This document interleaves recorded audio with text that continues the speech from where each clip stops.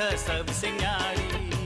आजकल घर घर बैठक मंदिरा में, आजकल घर घर बैठक मंदिरा में, नारी के चर्चा करल जाला। अरे रे रे रे, अरे रे रे रे, नारी जाति है सबसे न्यारी। नमस्ते आदाब, नारी तरक्की के है कार्यक्रम में आप लोग के स्वागत बा। आज हमने हियाँ पिछी वेजे मौका में है सा और हमारे पाछे तू देखबा कि अलग अलग प्रकार के रंग बिरंगा के कुछ रखल गल बा। बुझाए कि ई सब गातु बा, जी हाँ मिठाई बा, बाकी ई मिठाई नहीं है, ई सब साबुन है और एकर सुगंध भी ऐसे बा कि बुझाए ई सब मिठाई है। ई सब साबुन के तैयार कर लिए हमन, हमने भेंट करब सा योशिका के संगे। जी हाँ, योशिका ई सब के तैयार कर लिए हमन। वो खुद सिखलन, 20 बरिस हो गल बा जब से वो है क्षेत्र में हवन और अब वो सिखावत भी हवन। SME के देने से वो को देवत हवन और अलग अलग प्रकार के अगर साबुन बा, अलग अलग रंग के, ई सब प्राकृतिक जैसे कि नेचर की तरफ, प्रकृति के तरफ हमनी जाते हैं सा। अलग अलग फूल पत्ता के संगे ई सब तैयार करल जाला।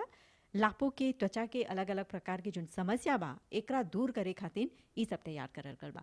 तो हमने योशिका के संगे भेंट करके उनकर है तजुर्बा के बारे में जानब सा।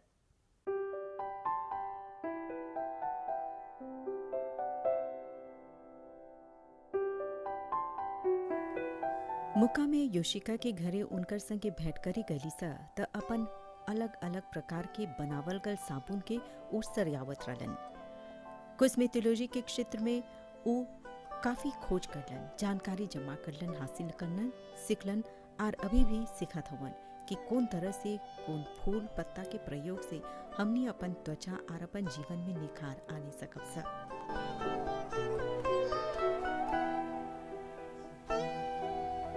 Quand commencer, quand moi tu commences travailler déjà moi-même à Maurice en tant qu'une consultante. Ça les programmes, je pas besoin d'une consultante de beauté. C'est ben du monde qui est dans la pharmacie, qui peut conseiller ben du monde l'eau, ben produits dermocosmétiques. हमार हाई सफर की शुरुआत तब से शुरू होल जब हम मॉरिशस में कंसल्टेंट de beauté, सुंदरता के क्षेत्र में सलाह देवे के काम करत रही।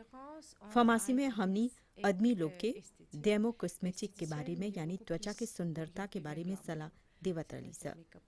हम वैज्ञानिक तरीका से जैसे कि साइंटिफिक तरीका से कॉस्मेटिक के बारे में कोर्स लेवे के फैसला ले ली, काहे कि दो प्रकार के रहेला ई सब, एस्थेटिक और एस्थेटिक। एस्थेटिक में त्वचा के सुंदरता बढ़ावे से संबंधित बा, मेकअप आर्टिस्ट नाखून बाल बनाए के, जबकि एस्थेटिक जस्ती गहराई में जाला, हवे शिक्षा पढ़ाई करल जाला।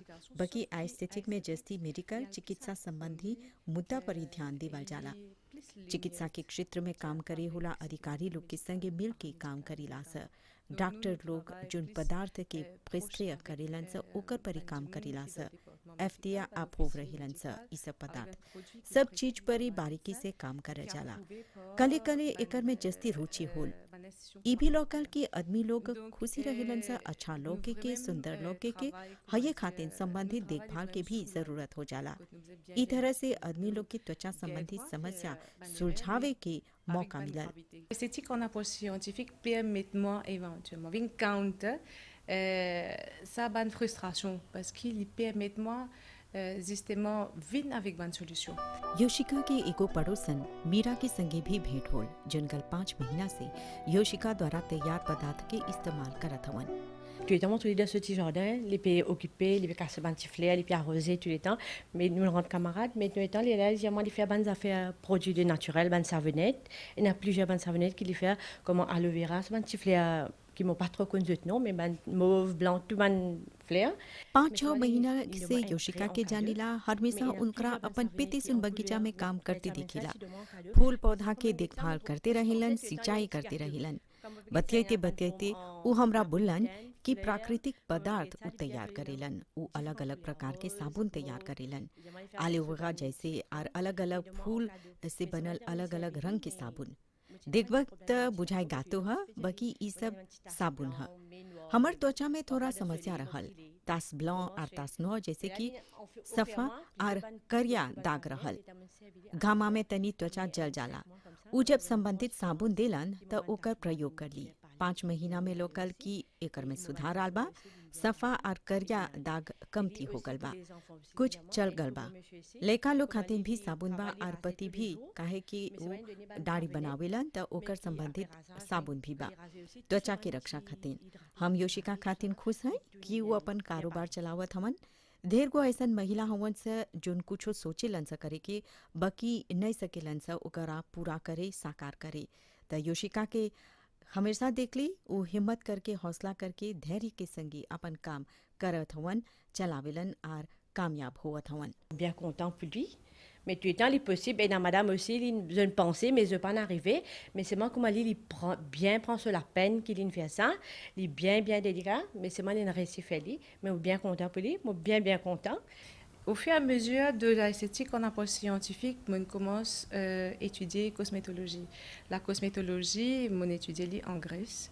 La Grèce, c'est un bon pays, un premier pays d'ailleurs qui a une vaste notion. Cosmetology के कोर्स भी ले ली ग्रीस में। हुआ विश्वविद्यालय में कॉस्मेटोलॉजी के साइंस विज्ञान के बारे में सीखे के मौका मिलल, कैसे ई सब पदार्थ के बनावल जाला, एकरा काहे बनावल जाला, समस्या के कमती करे में मदद पहुंचाइला। पीती लड़का से बुजुर्ग लोग एक से संबंधित हवन सा, जैसे कौसे के बाद बाल झड़े लगेला, त्वचा में बदलाव आवेला, हर सब खातिर समाधान प्रस्तावित करेला सब। योशिका बोलेलन कि मेडिकल और पैरामेडिकल के क्षेत्र में बहुत ही खोज कार्य करे के जरूरी रहेला, अभी भी अध्ययन जारी बा। वो 20 बरिस से हर क्षेत्र में हवन त आर सीखे के पढ़ाई करे के उत्साहित हवन। वो बोलेलन कि उनकर खातिर पुरस्कार उपलब्धि है जब देखेलन कि संबंधित आदमी लोग के त्वचा और मानसिक स्थिति में सुधार आवेला, ओकरा संतुष्टि मिलेला। Tout un savoir que peut trouver là aujourd'hui, chacune cause une histoire derrière, chacune cause un effet, chacune est une entité à part. हर एगो साबुन बनाए के पाछे एगो कारण बा, ओकर एगो कहानी बा, एकर प्रभाव बा। हिया हर एक साबुन के अपन अपन नाम बा, जैसे पावर बॉम्ब शैम्पू एगो शैम्पू है जोन प्याज और कागे पुले मस्टर्ड सीड से बनावल गल बा। इ तरह से अलग अलग प्रकार के फूल पत्ता पर ही अध्ययन करल जाला और ओकर फायदा के बारे में जान के संबंधित साबुन बनावल जाला। खाली एकर एगो फूल या पत्ता नहीं, एकरा मिला के कुछ तैयार करल जाला जमे ई जस्ती प्रभावी होई।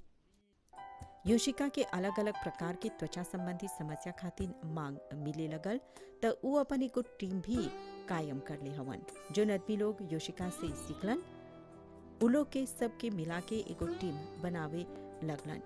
उ लोग संबंधित पदार्थ तैयार करेलन सा और ऐसने उ लोग आगे बढ़त हवन सब। Maintenant, un gros demande à cause ça qui me met en place mon équipe, qui me ban élèves d'ailleurs, c'est qu'une ace dans un produit comme Gilly ou Gladys. Maintenant, Gladys est une bonne réalisatrice qui travaille l'eau, qui réalise une formule de cosmétologie and services. मांग के आधार पर ही पदार्थ उत्पादन करल जाला, जैसे ग्लाजिस बा शुरुआत में मदद कर ली सा, बाकी बाद में उ घी से बनावल साबुन के रचयिता बन गईलन, रियलिजात्रिस बन गईलन। उही एकरा बनैले रहलन तो फोर्मूला ओकरा देवे के बाद हमनी के निगरानी में उ इस सब काम करत हवन। अकेले कोनो आदमी के हई सब करे के मुश्किल हो जाला, तब छात्र लोग के संगठित करेला। हर एक के अपन एको लातेलिए बा, उ लोग अपन अपन सामान तैयार करेलन सब। हम जस्ती वैज्ञानिक पहलू देखिला साइंटिफिक बगल में, एकर पर ही गौर करीला, जैसे कि एफिजों बा, एक्सट्रैक्शन बा, जस्ती कठिन काम पर ही ध्यान केंद्रित करीला, खोज संबंधी कार्य करीला। ऐसे में एक बरिस के कोठा अलग फॉर्मूल पर ही काम करत है सर, कैसे कोर्स देवल जाए। इस तरह से हमरा अपन जानकारी और अनुभव बांटे के मौका मिलल। तब अलग अलग छात्र के अहम भूमिका रहेला अपन काम पूरा करे के। इस तरह से नवा पीढ़ी के लोग के भी हई सब के बारे में जाने के सिखाए के मौका मिलल। 18 बरिस से 63 बरिस स्वतंत्रताओं के छात्र कोर्स लेलन सर। ये एगो बहुत अच्छा तजुर्बा रहल, खुशी के बात रहल। SME, BL, ग्रेस और दूसरा जगह पर भी ट्रेनिंग कोर्स देवे के मौका मिलल। SME, c'est une ouverture pour justement me capable de déléguer mon notion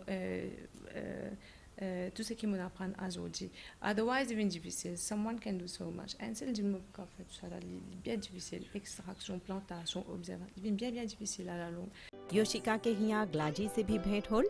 उ बोलेलन कि मिस योशिका के एसएमई के जरिए मुलाकात होल। एसएमई कू देवत रहल त देखलन कि साबुन तैयार करे के कू देवल जाता। अब काम से रिटायरमेंट ले ले हवन त कुछो करे के मिल जाए। On a suivi mon cours avec le prof et Yoshika. Il donne nous un cours pendant 15 semaines.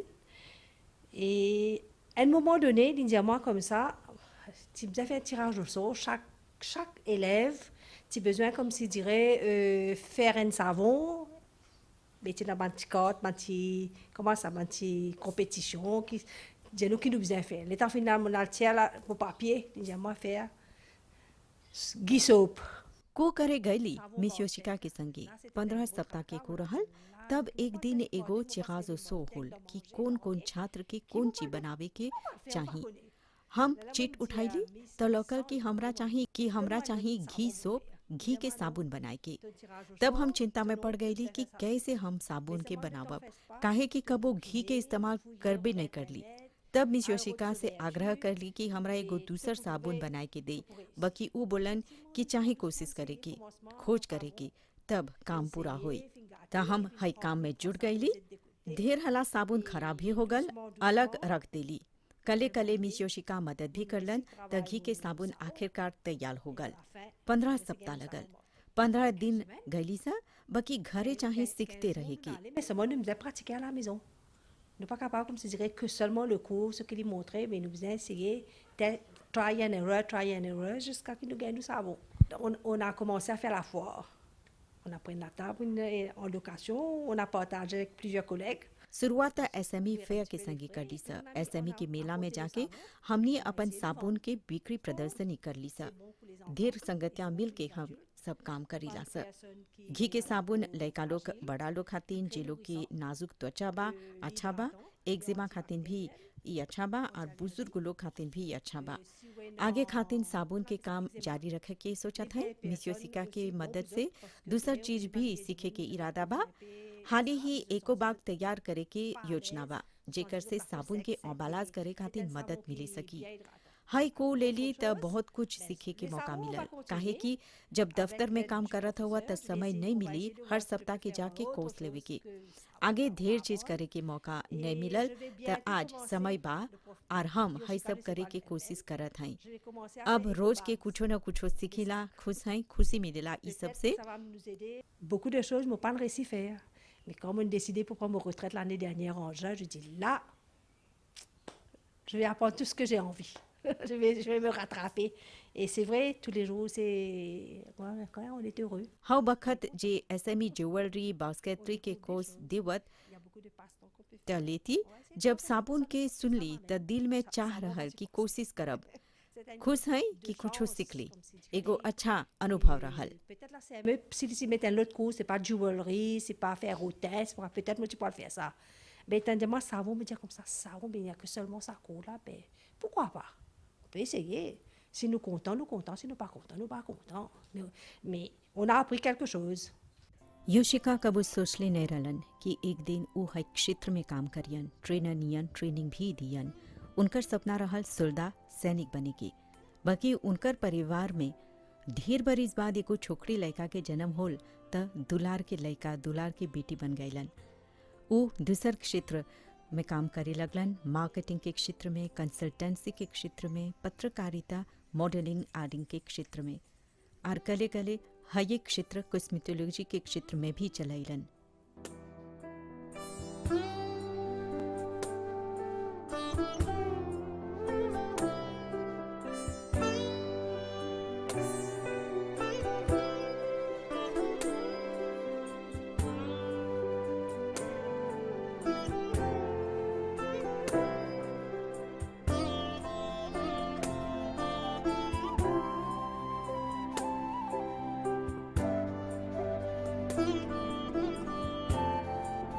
Comme moi, j'ai 20 ans, 18 ans, 20 ans, je ne sais pas pourquoi je pourrais si accumuler autant d'informations dans la tête.